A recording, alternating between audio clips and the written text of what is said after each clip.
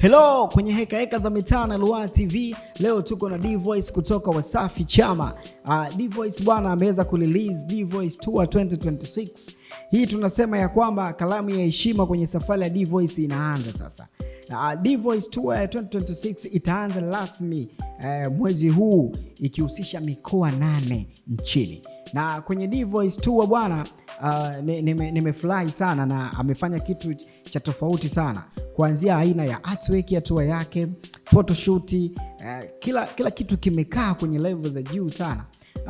Na mimi niseme kwamba nampa shout out sana D-Voice kwa hiki ambacho amekifanya. Sasa mchongo ni kwamba kaa attention kwenye hii ratiba yake ambayo inaweza kukupa kuanzia sasa.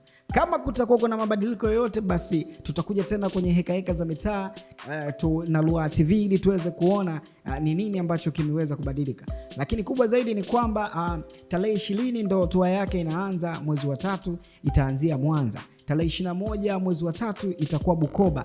Tarehe 27 mwezi wa 3 itakuwa Nyamongo, na tarehe 28 mwezi wa 3 itakuwa Kahama huko. Wanangu mkae attention. Lakini pia tarehe 4 mwezi wa 4 mzigo utakuwa unapigwa Tabora D-Voice Tour. Lakini tarehe 5 mwezi wa 4 itakuwa Muleba. Tarehe 11 sasa, tarehe 11 tunaenda kukiwasha hapa tunakuwa Dar es Salaam mjini hapa. Hii nafikiri itakuwa babu kubwa kwa sababu na hapa amefanya kitu cha tofauti. Of course nilitegemea hii tarehe 11 ndio iwe mwisho kwa kumalizia hapa Dar es Salaam, lakini ameona sio kinyonge, ili jambo anaenda kulimaliza kule anaenda kulimaliza kwa waziri mwenye dhamana yake pale Arusha. Tarehe 3 anaenda kuimaliza, mwezi wa 5 anaenda kumaliza tour yake pale Arusha kwa mzee wetu Mheshimiwa Paul Makonda. Nafikiri anaenda kulimalizia kule kwenye watu ambao wao wenye dhamana na masuala mazima ya sanaa.